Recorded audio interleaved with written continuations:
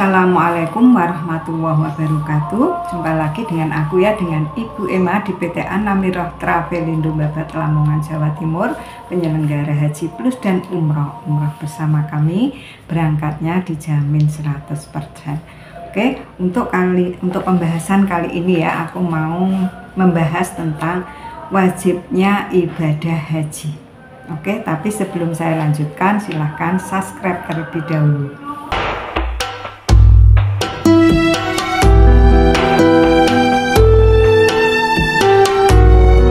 Alhamdulillahilladzi hadana lihada wa ma kunna linahtadi laula an hadanallah.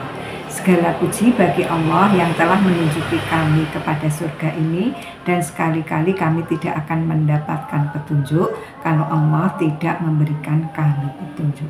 Syukur alhamdulillah kita panjatkan kepada Allah Subhanahu wa taala yang telah memberikan kenikmatan hidup kepada kita semuanya, sehingga kita dapat dipertemukan lagi walaupun lewat umur. Tak lupa sholawat serta salam kita panjatkan kepada Nabi besar kita, Nabi Muhammad SAW. Semoga kita kelak dapat syafaat darinya. Allahumma sholli ala Sayyidina Muhammad wa ala ahli Sayyidina Muhammad. Assalamualaikum ya Rasulullah. Saudaraku semuanya yang dirahmati oleh Allah Subhanahu wa taala, haji adalah salah satu rukun Islam yang kelima dan merupakan ibadah yang wajib dilakukan oleh umat Islam yang mampu. Secara bahasa, kata haji berasal dari bahasa Arab yaitu al-hajj, yang berarti menyengaja sesuatu. Dalam konteks ini menyengaja mengunjungi Ka'bah di Mekah. Sedangkan secara syara, haji ialah bermaksud menuju Baitullah Al-Haram, Ka'bah, untuk melakukan ibadah haji. Bagi umat muslim, menunaikan ibadah haji hukumnya wajib. Hal ini tertuang dalam surat Ali Imran ayat 97 sebagai berikut ya, bunyinya: walillahi 'alan nasi hajjal baiti man istata'a ilaihi sabila wa man kafara fa innallaha ghaniyyun 'anil 'alamin. Mengerjakan haji adalah kewajiban manusia terhadap Allah, yaitu bagi orang yang mampu mengadakan perjalanan ke Baitullah. Barang siapa mengingkari kewajiban haji, maka sesungguhnya Allah Maha Kaya tidak memerlukan sesuatu dari semesta alam. Meski wajib, pelaksanaan ibadah haji itu menyesuaikan dengan kemampuan umat Islam, baik dari segi fisik maupun materi. Islam dibangun di atas 5 landasan. Persaksian tidak adalah yang berhak disembah selain Allah dan sesungguhnya Muhammad utusan Allah. Mendirikan sholat, menunaikan zakat, haji ke Baitullah, dan puasa Ramadan. HR Bukhari dan Muslim. Kewajiban haji hanya dibebankan bagi orang yang mampu satu kali dalam seumur hidupnya, namun tidak setelah satu kali ia masih mampu melaksanakan hal itu sebagai amalan sunnah baginya. Diriwayatkan dari Abu Hurairah radhiyallahu anhu, ia berkata, Rasulullah Shallallahu alaihi wasallam berkhutbah kepada kami. Beliau bersabda, wahai sekalian manusia, Allah telah mewajibkan atas kalian untuk menunaikan ibadah haji. Karena itu tunaikanlah ibadah haji. Kemudian seorang laki-laki bertanya, apakah setiap tahun ya Rasulullah? Beliau terdiam beberapa saat hingga laki-laki itu mengulanginya sampai 3 kali. Maka beliau pun bersabda, sekiranya aku menjawab, iya, niscaya akan menjadi kewajiban setiap tahun dan kalian tidak akan sanggup melaksanakannya. Karena itu biarkanlah apa adanya masalah yang kutinggalkan untuk kalian. Sesungguhnya orang-orang sebelum kamu celaka karena mereka banyak tanya dan suka mendebat para nabi mereka. Karena itu, bila aku perintahkan mengerjakan sesuatu, laksanakan sesuatu kemampuan kalian. Dan apabila kularang kalian mengerjakan sesuatu, maka tinggalkanlah segera. Haji adalah salah satu dari 5 rukun Islam yang agung. Allah Subhanahu wa Ta'ala mewajibkan haji bagi yang mampu melaksanakan sekurang-kurangnya sekali seumur hidup. Allah Subhanahu wa Ta'ala juga menjadikan di dalam ibadah haji itu manfaat yang banyak di dunia dan di akhirat. Nah, dari dalil-dalil di atas tadi ya, dapat kita simpulkan bahwa yang pertama, kewajiban menunaikan haji bagi yang mampu, dan yang kedua, haji adalah salah satu rukun Islam, dan yang ketiga, haji hukumnya wajib sekurang-kurangnya sekali seumur hidup. Dan untuk syarat haji, syarat-syarat untuk melaksanakan ibadah haji adalah sebagai berikut. Pertama, yaitu beragama Islam. Haji hanya diwajibkan bagi orang yang beragama Islam. Yang kedua, sudah baligh, harus sudah mencapai usia dewasa atau baligh ya. Dan yang ketiga, harus berakal, memiliki akal yang sehat dan tidak gila. Yang keempat, merdeka, bukan budak dalam keadaan tawanan. Yang kelima, mampu, memiliki kemampuan fisik dan finansial untuk melakukan perjalanan haji serta cukup untuk menanggung keluarga yang ditinggalkan.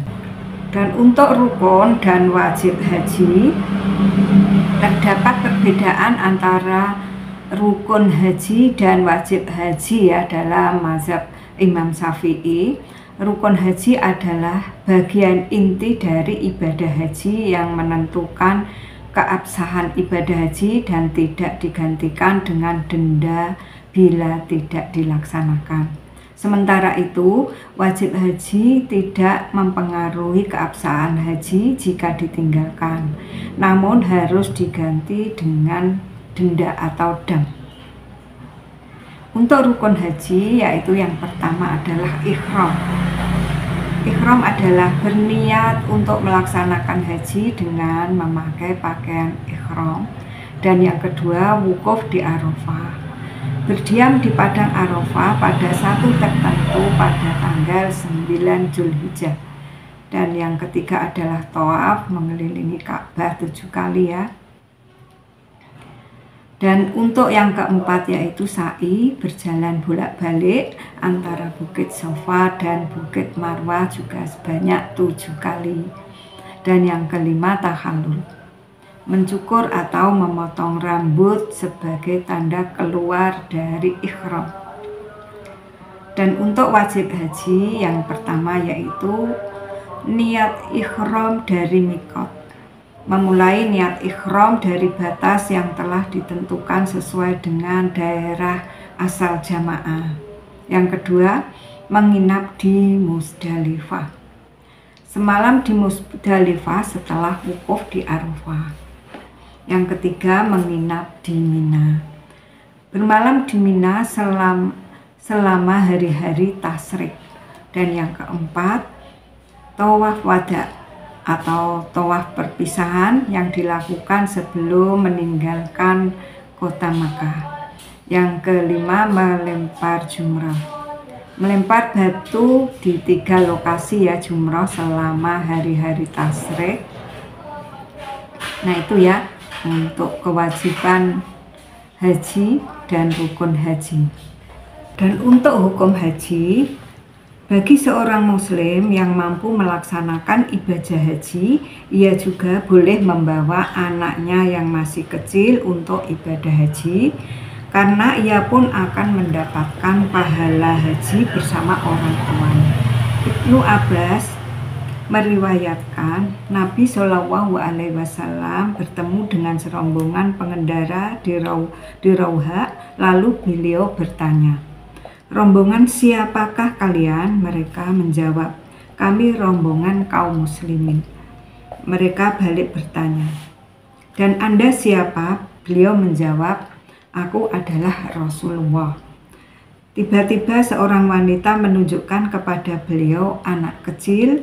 Kemudian ia bertanya, "Wahai Rasulullah, sudah sahkah haji anak ini?" Beliau menjawab, "Iya, sudah sah, dan kamu juga mendapatkan pahala." HR Muslim.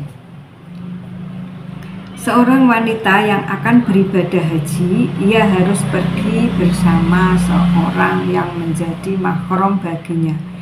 Ibnu Abbas radhiyallahu anhu berkata, Rasulullah Shallallahu alaihi wasallam bersabda, "Janganlah sekali-kali seorang laki-laki menyepi dengan seorang wanita kecuali wanita itu disertai mahramnya. Dan seorang wanita juga tidak boleh bepergian sendirian kecuali ditemani oleh mahramnya." Tiba-tiba seorang laki-laki bertanya, "Ya Rasulullah, sesungguhnya istriku hendak menunaikan ibadah haji, sedangkan aku ditugaskan pergi berperang ke sana dan ke sana. Bagaimana itu?" Rasulullah Shallallahu alaihi wasallam pun menjawab, "Pergilah haji bersama istrimu." Rasulullah Shallallahu alaihi wasallam mengabarkan bahwa haji seorang anak kecil tetaplah sah, dan yang menghajikan juga mendapatkan pahala. Rasulullah Shallallahu alaihi wasallam juga melarang seorang perempuan pergi safar tanpa disertai mahram walaupun untuk pergi haji. Bahkan beliau menyuruh seorang lelaki untuk meninggalkan perang dan jihad agar bisa menemani istrinya pergi haji. Dari dua hadis tadi ya, dapat kita ambil kesimpulan. Yang pertama yaitu anak kecil yang belum balik dibolehkan pergi haji, tetapi tetap tidak menggugurkan haji yang wajib. Bagi yang berhaji dengan anak kecil juga mendapatkan pahala. Dan yang ketiga, seorang mahram merupakan syarat wajib haji bagi perempuan. Dan yang keempat, tidak diperbolehkan seorang perempuan pergi haji tanpa disertai mahram. Wallahu a'lam bishawab. Kurang lebihnya saya mohon maaf yang sebesar-besarnya. Allahumma inni as'aluka ilman nafi'a wa rizqan thayyiban wa amalan mutaqabbalan. Subhanakallahumma wa bihamdika asyhadu an la ilaha illa anta astaghfiruka wa atubu ilaik. Assalamualaikum warahmatullahi wabarakatuh.